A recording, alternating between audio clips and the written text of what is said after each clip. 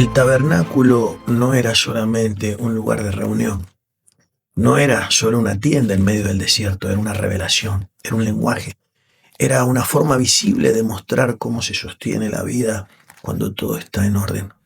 Y cuando uno lo mira bien, descubre algo impactante. Ese mismo patrón aparece en lo más íntimo de nosotros, en una célula. La célula también tiene un perímetro, también tiene un adentro y un afuera. También tiene filtros, procesos, memorias, gobierno interno y un centro donde se guarda la información que define toda tu identidad. Y entonces uno entiende que el tabernáculo no era un capricho ceremonial, era un mapa. Dios lo estaba mostrando a Moisés, que la vida no se sostiene de cualquier manera. La vida necesita orden, límite, limpieza, nutrición, comunicación y un centro gobernado correctamente. Por eso el tabernáculo empieza por el perímetro. No todo podía entrar de cualquier manera. Había cortinas, había una puerta, había estructura, había basas de bronce, y el bronce en el lenguaje bíblico habla de juicio, la justicia de lo que se somete al fuego y permanece. Eso ya nos está diciendo algo. Te quiero invitar a que te suscribas para que profundicemos esto, que no solamente va a traer conocimiento, sino que esto tiene como meta un sentido fundamental. Y con esto quiero invitar para que puedan suscribirse, para que puedan ser parte de este entrenamiento. Vamos a profundizar en esto tan grande que tiene que ver con el paralelismo del tabernáculo, algo revelado hace miles de años a una mente humana que de alguna manera estaba solamente describiendo cómo funciona el templo interior del ser humano, la célula. Eso ya nos está diciendo algo. La vida necesita un borde, un criterio, una justicia, que sabemos que es equilibrio, que discierna qué entra y qué no entra. Y exactamente eso hace la célula.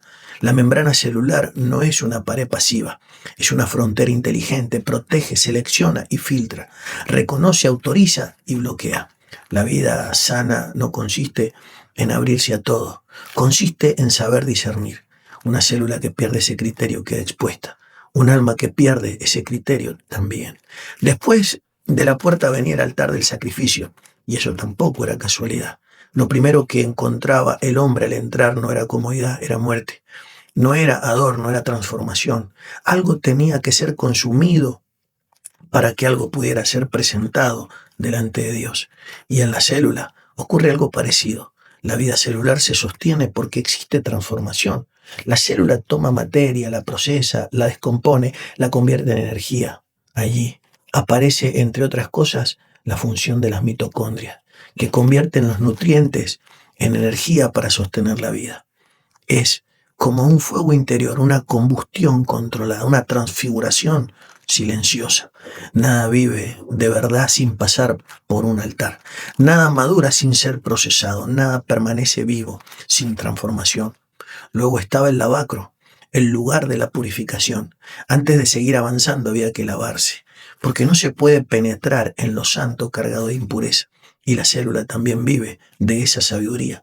Tiene mecanismos de limpieza, de reciclaje, de degradación de lo que está dañado. Hay estructuras que eliminan residuos, que descomponen lo inútil, que reducen el daño, que preservan el equilibrio interno.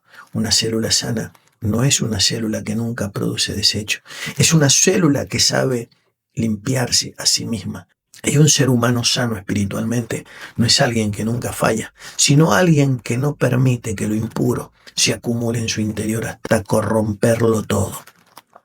Después venía el lugar santo, y allí ya no se trataba solamente de protección o de limpieza, sino del sostenimiento continuo de la vida delante de Dios. Allí estaba la mesa de los panes, el candelero y el altar del incienso. Provisión, luz y comunión, nutrición, visión y vínculo. El pan habla del sustento permanente, la luz habla de la dirección, de la revelación, de la claridad dentro del recinto.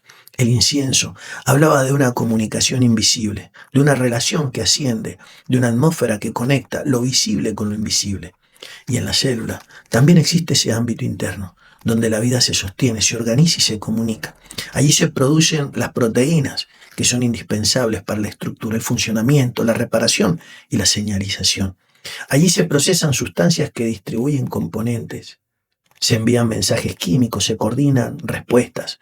La vida no depende de tener información guardada, sino de saber expresarla, administrarla y comunicarla correctamente. Una célula vive porque adentro hay provisión, hay flujo, hay mensaje, hay orden. No basta con tener diseño, hay que sostenerlo. Y finalmente, en el centro de todo estaba el lugar santísimo. No era el espacio más grande, pero sí el más decisivo. Allí estaba el arca, allí estaba la ley, allí estaba el testimonio, allí estaba la presencia. El centro no era un vacío, el centro era un gobierno. El centro contenía la palabra que definía el resto. Y cuando miramos la célula, encontramos en el mismo principio, en el núcleo, allí está el ADN, la información fundamental, el código que orienta a la construcción, la reparación, la reproducción y la función. Pero aquí aparece algo todavía más profundo. La vida no depende solo de lo que está escrito, sino también de lo que parte de esa información se expresa y cual permanece silenciada. Ahí entramos en el terreno de la regulación genética y en parte de lo que hoy conocemos como epigenética, señales, marcas y contextos que se influyen en cómo se lee y cómo se usa la información. Es decir, no solo importa el texto, importa también cómo se administra el texto. Y eso hace que el paralelismo sea todavía más estremecedor, porque el tabernáculo no solo muestra una estructura, muestra un orden de gobierno. Nos enseña que la vida se descompone cuando el centro pierde autoridad, cuando la verdad deja de gobernar, cuando la luz se apaga, cuando la comunión se rompe, cuando la purificación se descuida y cuando la puerta ya no tiene discernimiento. Por eso, si uno quisiera poner una imagen del caos, podría pensar en el cáncer.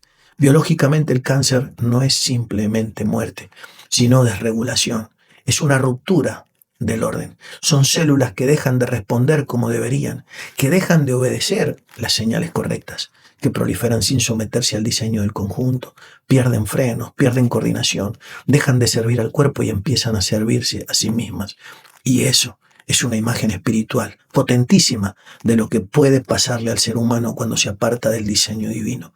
Pierde gobierno, pierde medida, pierde comunión con todo y termina consumiendo aquello para lo que fue creado, para servir. No estoy diciendo que una enfermedad sea simplemente una culpa espiritual, no. Estoy diciendo que el desorden biológico nos deja ver que de una manera dramática lo que ocurre cuando la vida se separa del orden que la sostiene. La célula fue diseñada para vivir en armonía dentro del cuerpo. El hombre fue diseñado para vivir en armonía con Dios. Y cuando el centro deja de estar lleno de verdad, de luz y de amor, todo lo demás empieza tarde o temprano a desorganizarse. Por eso, el tabernáculo sigue siendo una respuesta, porque le dice al hombre moderno que la vida no se sana solo desde afuera, no se arregla solamente maquillando síntomas. La restauración verdadera siempre requiere volver al diseño, volver al perímetro, volver al altar, volver al lavacro, volver a la luz, volver al pan, volver al incienso y volver al centro. Porque cuando el centro está en orden, lo demás empieza a alinearse. Cuando la presencia ocupa su lugar, la vida recupera su arquitectura. Cuando la verdad vuelve al núcleo, la existencia deja de vivir fragmentada. Y entonces entendemos que Dios no le mostró a Moisés una religión, le mostró el mapa de una vida plena y gobernada en un diseño.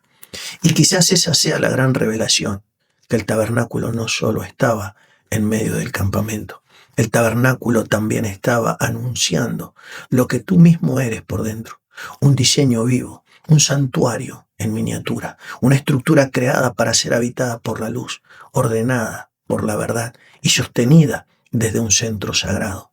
Y cuando ese centro vuelve a ser ocupado por Dios, todo empieza a encontrar otra vez su destino. Entonces podemos concluir con algo muy sencillo. Los templos, todo aquello que vemos hecho por las manos del hombre, es solamente una figura de aquello interno que es muy difícil de describir para la ciencia de aquel entonces, que de alguna manera fue diseñado exclusivamente para que sea habitado por Dios.